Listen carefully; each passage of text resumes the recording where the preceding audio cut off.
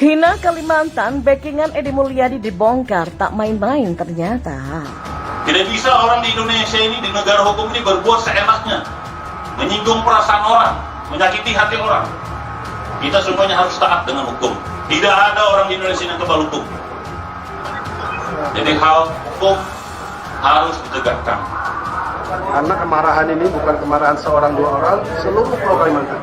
Kalau tidak ditegakkan secara hukum adat yang berlaku di masing-masing 5 provinsi berbeda-beda bisa menjadi persoalan yang panjang. Emangnya mereka udah hebat, ya? Mereka udah hebat. Ya. Mungkin ya itu kan bangsa katak dalam tempurung mereka itu. Ya. Katak dalam tempurung, dia cuma bisa lihat apa yang di dalam itu aja. Dia nggak pernah ke Kalimantan, dia pernah tuh di Kalimantan. Ya mungkin Edi Mulyadi selama ini merasa paling hebat, merasa paling pintar, sehingga mulutnya dengan bebas bisa mencaci maki dan menghina semua orang yang dianggap tidak sepaham dengan pemikirannya. Mungkinkah ini yang dinamakan sudah jatuh tertimpa tangga? Dalam kasus ini rasanya sangat sulit untuk mencari pakar bahasa ataupun orang yang bisa membela Edi Mulyadi. Karena apa? Ya karena kesalahannya ini sudah sangat fatal dan gamblang. Makanya tidak heran jika PKS kemudian ini cepat-cepat cuci tangan. Ya, pasca video yang merekam pernyataan pegiat media sosial Edi Mulyadi soal Kalimantan sebagai tempat jin buang anak, kini sosok di lingkarannya dibongkar publik. Salah satu warganet yang mengungkapkan sosok di belakang Edi Mulyadi adalah akun jejaring Twitter @fahri_murakata. Dalam kicauan yang dilihat oleh Hops.id pada Senin 24 Januari 2022, akun tersebut mengatakan bahwa Edi Mulyadi dan orang-orang di lingkarannya sebagai sekumpulan kadrun busuk. Cuit Fahrun_murakata.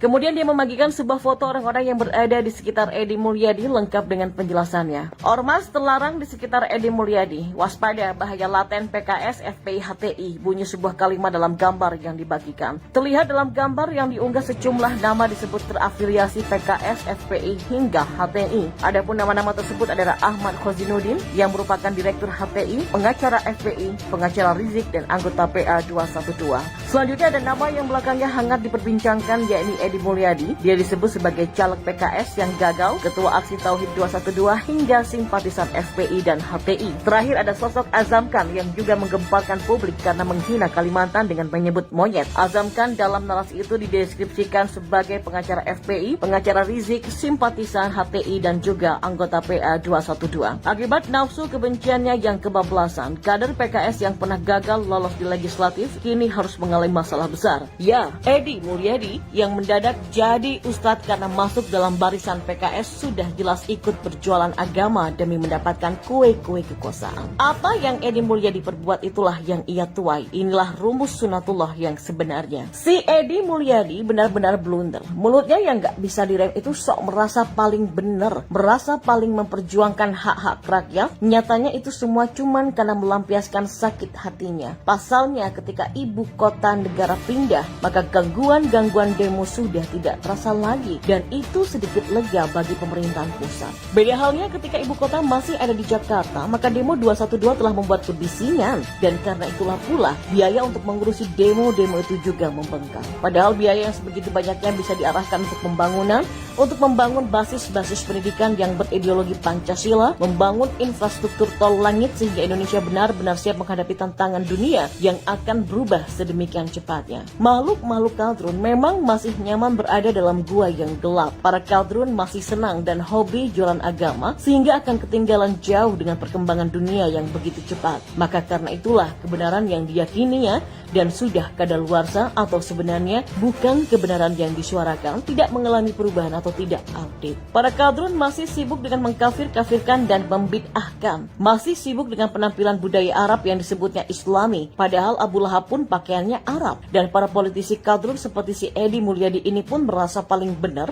merasa akan mendapatkan dukungan dengan jualan agama. Faktanya rakyat Indonesia mayoritas sudah muak dengan jargon-jargon agama yang dijajakan para kadrun ini. Bergabung bersama dengan para mafia akan banyak ruginya. Tidak ada kerjasama yang benar-benar menguntungkan jika bekerja sama dengan para mafia.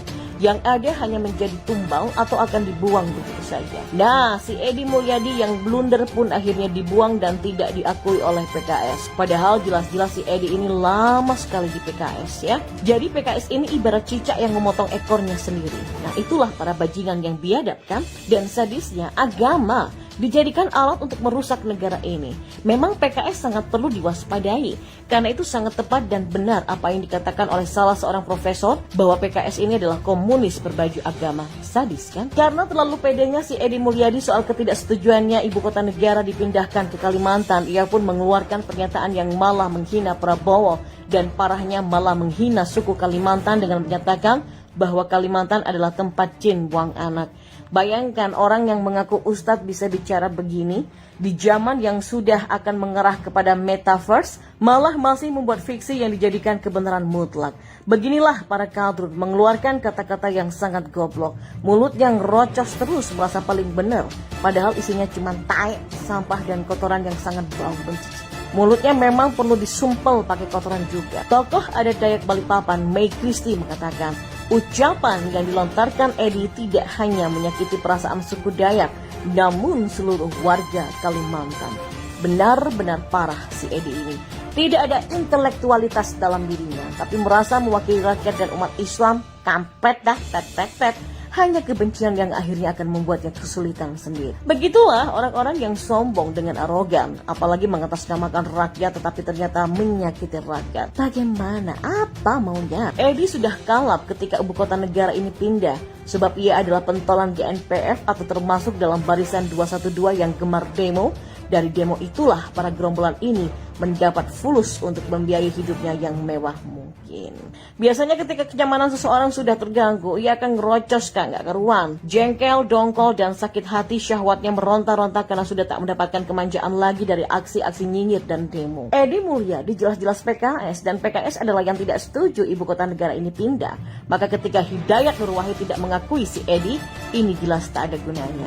Meskipun si Hidayat ini mengatakan bahwa si Edi masuk caleg lewat jalur eksternal atau non-kader di PKS, pasti ada alasan agar PKS aman dari blunder. PKS ini licik ya, dan akan membuang orang yang mungkin sudah memberikannya upeti ya. Kan kalau mau masuk caleg di PKS, apakah itu gratis? Nggak mungkin kan? PKS hanya ingin cuci tangan dari mulut si Edi yang sudah mulai menghina rakyat Kalimantan. Padahal suara si Edi Mulyadi itu sudah mewakili suara PKS sebenarnya. Jadi sekali lagi bahwa pernyataan si Edi secara tidak langsung telah mewakili PKS. PKS yang sangat membenci Jokowi ini bisa saja dalam ruang internal mereka terus saja memoles otak para kader dan simpatisannya agar terus membenci pemerintahan Jokowi. Maka karena itulah kenapa si Edi bisa sampai mengeluarkan kata-kata yang sangat menghina itu. Bukankah PKS sering mengadakan liko-liko atau pertemuan-pertemuan seperti pengajian rutin, sampai-sampai Sinarji merasa masuk pesantren? Wah, nanti kita lihat Sinarji ini apakah akan sama modelnya dengan Edi Mulyadi atau hanya menjadi tukang nyinyir. Kita lihat saja nanti, karena apa yang sudah kita saksikan bahwa masuk PKS bukannya menjadi waras dan semakin cerdas, malah semakin bobrok meskipun dibalut dengan kemasan religius. Masuk pengajian PKS berarti salah pilih pengajian, dan orang yang salah masuk pengajian lebih susah berubah daripada orang-orang yang salah pergaulan. Menanggapi ocehan Mulyadi yang semakin ngaco, membuat Wakil Ketua DPD Mahyudin merasa tersinggung dengan pernyataan bernada melecehkan Kalimantan dan warganya oleh si Edi Mulyadi ini. Pernyataan YouTuber itu dinilai dapat menimbulkan perpecahan. Senator asal Kalimantan Timur itu mengutuk keras pernyataan Edi yang bernada penghinaan ini. Ia berharap pihak kepolisian segera menangkapnya karena telah menimbulkan keonaran dan memancing perpecahan di masyarakat. Menurutnya, yang dibutuhkan bangsa ini adalah semangat kesatuan di tengah pandemi COVID-19, ketimbang mengeluarkan pernyataan yang justru menimbulkan keonaran dan perpecahan antar masyarakat.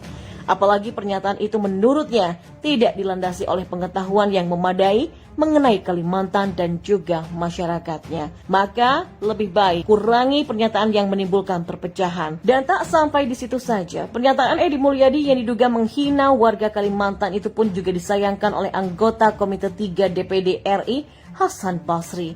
Menurutnya diksi yang digunakan Sekjen Gerakan Nasional Pengawal Fatwa atau GNPF Ulama itu juga turut melukai hatinya sebagai warga Kalimantan.